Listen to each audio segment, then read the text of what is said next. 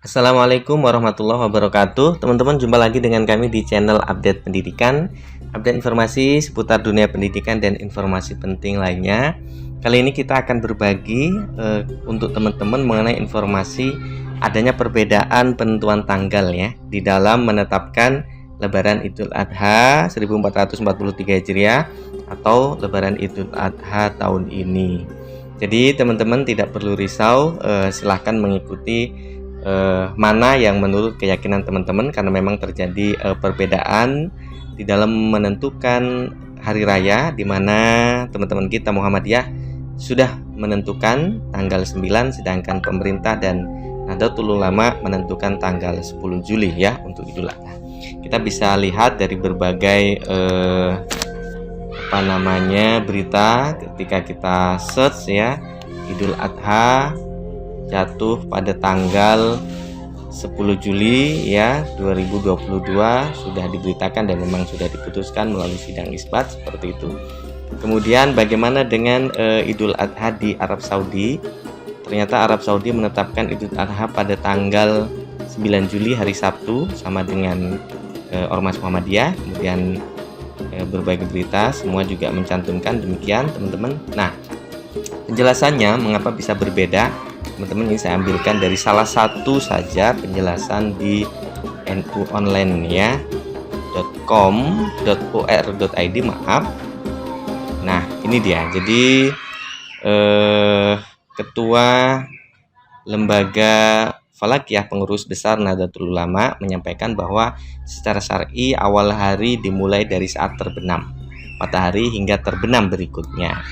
Nah, di mana jarak antara kedua negara cukup jauh, antara Indonesia dan Arab Saudi secara geopolitik juga berbeda karena tidak dalam satu kawasan, maka ini meniscayakan adanya perbedaan dalam memulai hari ya.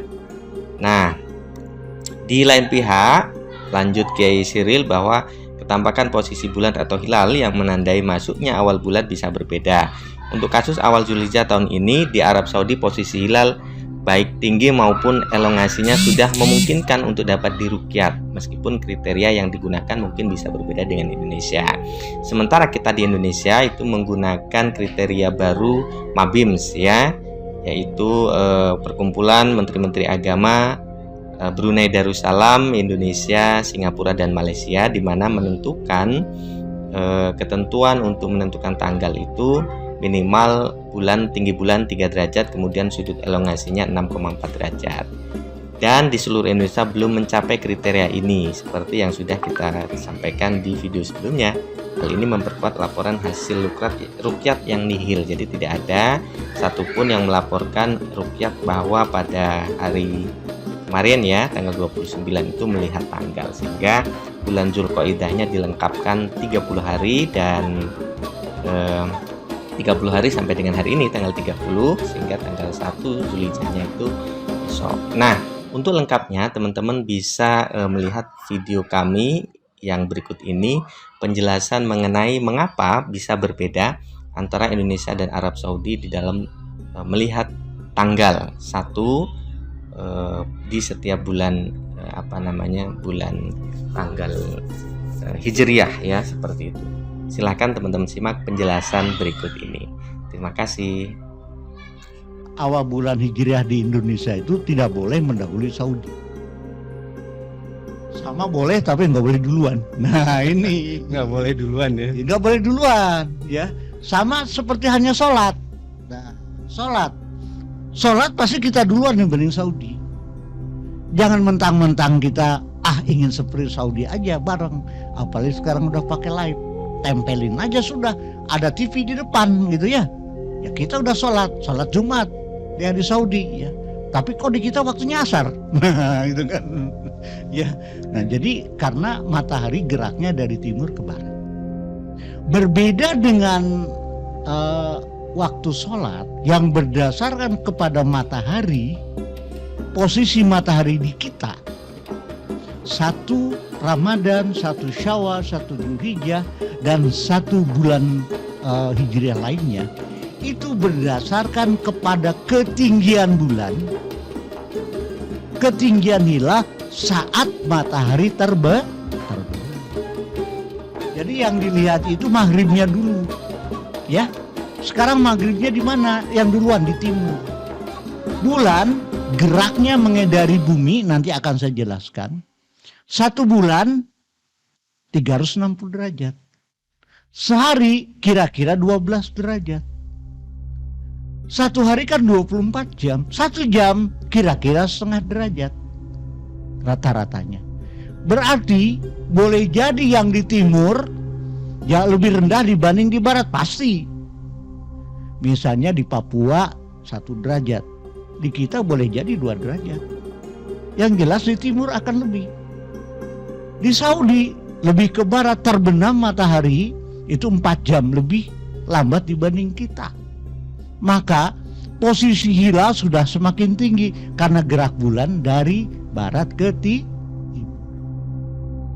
Jadi bulan itu gerak harian ya karena rotasi. Tapi juga dia melakukan gerak bulannya sendiri, gerak bulanan. Ini contohnya Pak. Misalnya tanggal 29 Ramadan. Di Indonesia digelar sidang isbat. Posisi hilal di Indonesia kita lihat tengkurap nih, muter benam. Tengkurap berarti negatif. Ya. Kalau tengkurap begini, insya Allah walaupun ada yang melaporkan bisa melihat hilal, ditolak. Sekarang perujat itu sudah cerdas Pak, udah ngerti. Zaman dahulu banyak yang yang nggak tahu, malah protes. Parah Menteri Agama. Kenapa? Ya itu sunnah Rasul. Berani-berani menolak sunnah Rasul. Bukan ruyanya, ya kan, tapi memang objektivitasnya. Ini ya. Nah, ini Bapak, ya. Ini hilalnya. Hilalnya negatif.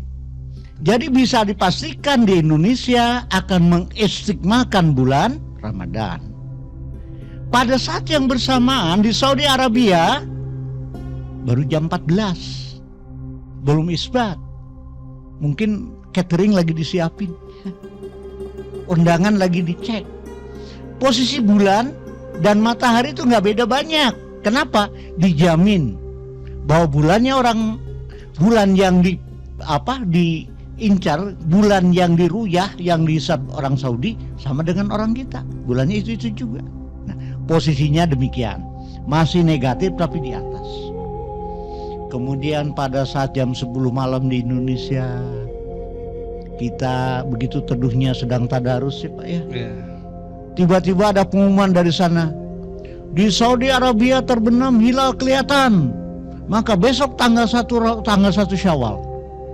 Ada yang ribut, tuh kan Saudi besok, kita kenapa lu nanti? Nah, jadi beda di sini. Kita harus paham, kita semua paham.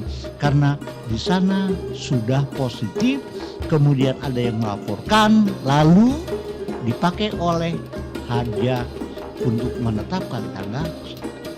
Jadi sama kalau kita sholat berbeda, itu aja ya. Jadi pada intinya begitu.